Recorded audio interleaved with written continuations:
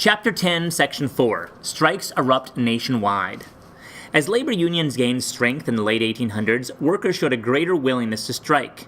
At the same time, business owners stubbornly opposed union demands. As a result, confrontations between unions and owners increased. These struggles intensified after a bitter railroad strike in 1877. Violence marks the railroad strike of 1877. The railroad strike began during the Depression of the mid-1870s. The government, holding to its laissez-faire policy, did nothing to boost the economy or help suffering workers. As families starved and children died, rage boiled up in working-class communities. Meanwhile, railroad companies responded to the Depression by slashing wages. In 1877, rail workers in West Virginia went on strike. The strike soon spread across the country. Before long, strikers had shut down at least half of the nation's rail lines. It was the largest labor uprising in U.S. history. To keep the tracks closed, strikers battled police and state militias. Meanwhile, riots broke out in various cities as strike supporters expressed their anger by burning and looting railroad property. Police and militia forces could not control the chaos. Finally, President Rutherford B. Hayes called in the army.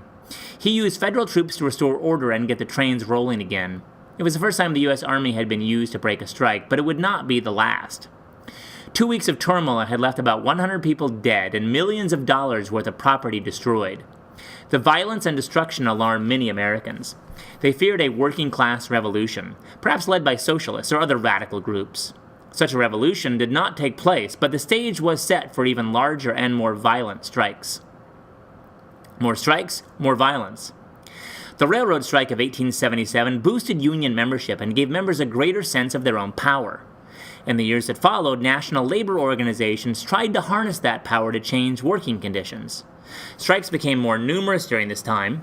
3 major events during this period underscored the growing struggle between owners and workers: the Haymarket Affair, the Homestead Strike, and the Pullman Strike. The Haymarket Affair took place in Chicago in 1886. It started when strikers fought with scabs, non-union workers brought in to replace striking workers. Police trying to break up the fight shot into the crowd, killing at least one striker and wounding others. A group of anarchists, people who reject all forms of government, called for a protest meeting the next day in the Haymarket Square. More than 1,000 people showed up for the meeting, including the city's mayor. Several speakers addressed the crowd.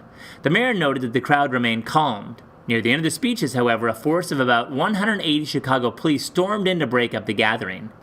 In the confusion that followed, someone threw a bomb that exploded among the police.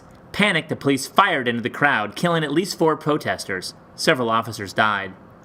The bomber was never identified, but 4 radical anarchists were tried and executed for their part in the demonstration. The Haymarket Affair divided and confused the labor movement. Many workers backed the anarchists, but union leaders feared that supporting the radicals might further inflame public fears. The Homestead Strike came several years later, in 1892. It involved iron and steel workers at the Carnegie Steel Plant in Homestead, Pennsylvania. Andrew Carnegie was away in Europe at the time and had left his manager, Henry Frick, in charge. Frick hired 300 private guards from the Pinkerton Agency to protect the plant against the strikers. Industrialists had hired Pinkerton agents before. They often worked as spies, joining unions to discover their plans and identify union members. Though not police officers, the Pinkerton men carried guns. When the Pinkerton agents arrived at the plant, the strikers were armed and ready. After a day-long gun battle in which 9 strikers died, the Pinkerton agents gave up and the strikers took control of the town. Pennsylvania's governor then called out the state militia, and the strikers scattered. Frick brought in non-union workers to run the plant, and the union was shut out for the next 4 decades. In the Pullman Strike of 1894, the government that again supported management against striking workers. The Pullman Palace Car Company in the southern part of Chicago made fancy rail cars for long-distance travelers. Its employees all lived in the company town of Pullman. In company towns, workers rented company-owned housing and bought food and other goods at company stores, often at inflated prices. As a result, many workers owed large debts to the company. Often all of their wages went toward paying off bills at the company store.